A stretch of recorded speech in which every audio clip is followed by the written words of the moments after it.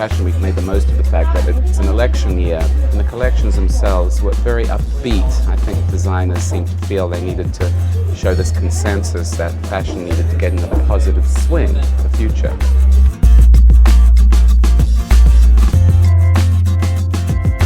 This show is all about freedom. The word I heard all week was optimism. Yes, I think that's definitely the case in terms of what we saw in the New York collection. I mean, even the colors red, white, and blue.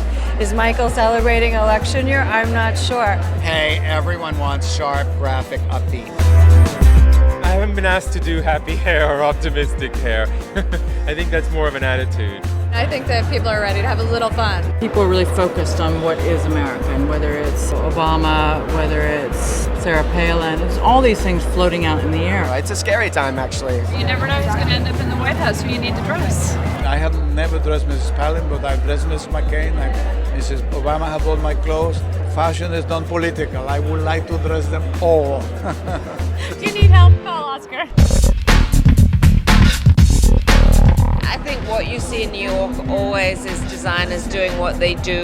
The Narciso collection sort of let loose a little bit, and you saw more prints from him, more colors. You know that whole bondage theme that's coming through so strongly from the couture shows, very nicely combining that punk rock. I think there's a lot of open weave, there's a lot of texture, there's a lot of nudity. There was like a lot of kind of interesting architecture, I thought, this week.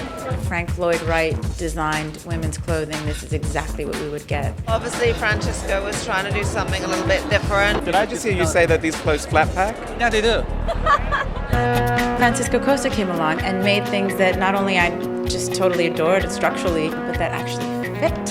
I think that designers who love women make clothes that make them feel good, not fat. When you're wearing Zach, you do things you wouldn't normally do if you were wearing another designer. Does that happen to you? No comment. New York is what you would call safe, usually, safe clothing. A lot of times people complain in New York that you don't see high fashion, you see sportswear. It's like, here's a skirt, here's a top, here's a sweater, here's a pair of shoes, here's a jacket, you know?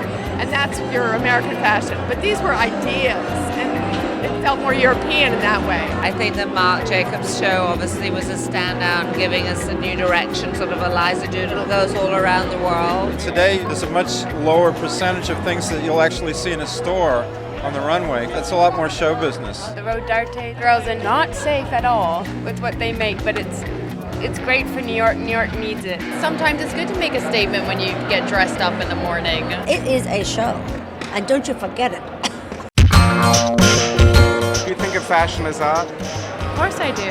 Your inspiration comes from a million things. Kate and I have always been obsessed with the idea of different things that you would gather to remind yourself of something. There was a clarity of vision. There was a lot more artistry, I think, in the clothes.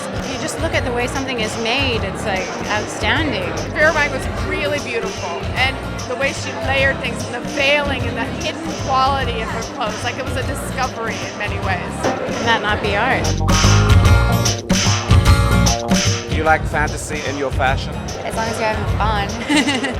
Clothes are fun, dressing up is fun, and this is like a holiday. We have to inject some soul into our lives.